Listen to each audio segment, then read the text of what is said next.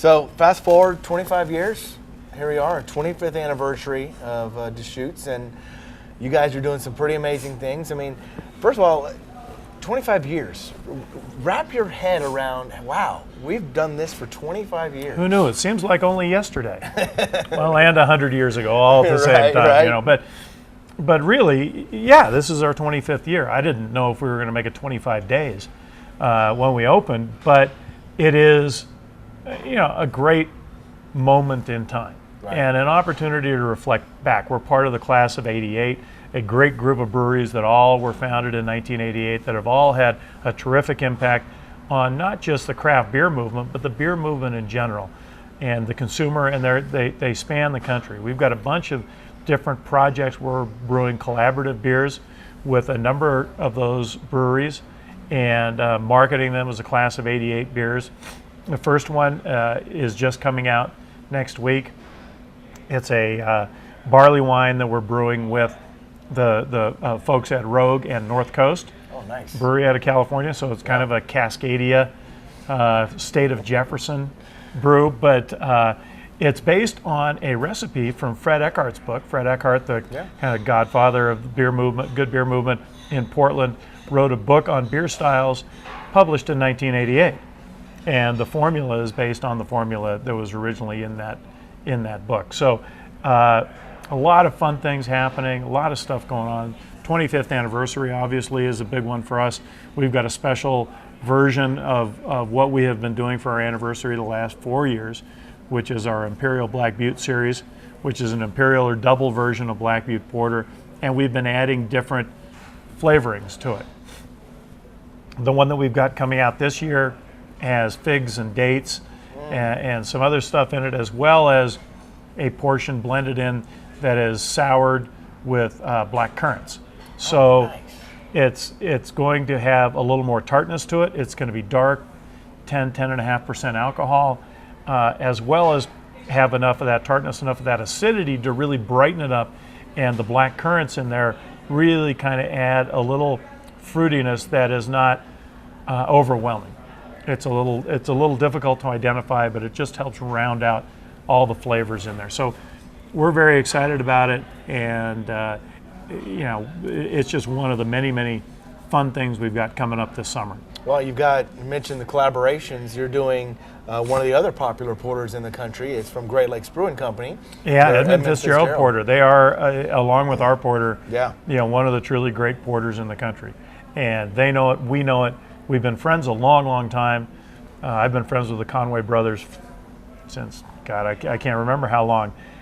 So we decided to do an Imperial version of a porter, not their porter or our porter, but using what we know about the style, and then adding some smoked malt to it as well to give it a little bit of a twist. And the test brews that I've tasted have been really delicious, and we're very excited about what that is going to provide. Cool. I cannot wait to try that, because that's two of my favorite porters right there, and any collaboration involving those two are bound to make me very happy.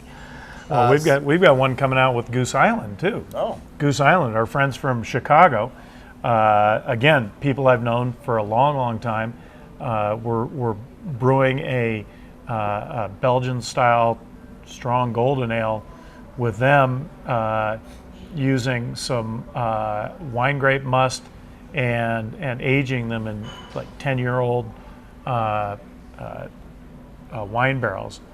And what's interesting about that is that Goose Island, you may have read, was recently purchased by Anheuser-Busch, you know, the largest global brewing concern in the world.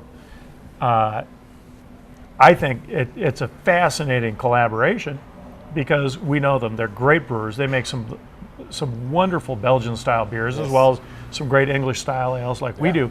And they got very talented brewers. Their brewmaster, Brett Porter, used to be with us. And so we know them, again, very well. They've taken a very different path with their company than we have, particularly in recent years. And I think that just helps tell a more interesting story about how beautiful, big, and diverse the beer industry is, and particularly craft beer. So we're going to have a lot of fun with that. And then we're doing one with Gritty McDuff's, which is a brew pub that has stayed a brew pub in Portland, Maine. And our brewer in Portland, Oregon, at our pub in Portland, Oregon, is going to travel to Maine. Their brewer there is going to travel to Portland. They're going to brew beers at each place just for sale at those pubs. But we're doing a Portland to Portland project. So we're trying to find excuses to have fun. And I think we're doing a pretty good job. You don't have to work too hard in the craft beer world to have some fun. Beer, it's all around us. Exactly. Beer is inherently fun, and those people that try to take the fun out of craft beer, we don't like them that much. We like to have a good time. It's beer. It's a lot of fun to have with. Obviously, we're doing the episode here. We're going to be talking a lot about the food here at the Ben Brew Pub. Jeff Ustinowicz is going to be joining us. So we're going to be having a lot of fun. Gary, really appreciate you joining us, talking about the history of everything you've done here. I am absolutely looking forward to what you guys got in store, because I know it's going to be amazing. I'm looking forward to it as well. We've been having a lot of fun. We've got a lot of things going on. It's a great time to be in the beer business. Yeah, it absolutely really is. Well, I'm going to let him finish his beer, because he's obviously been talking more than I have.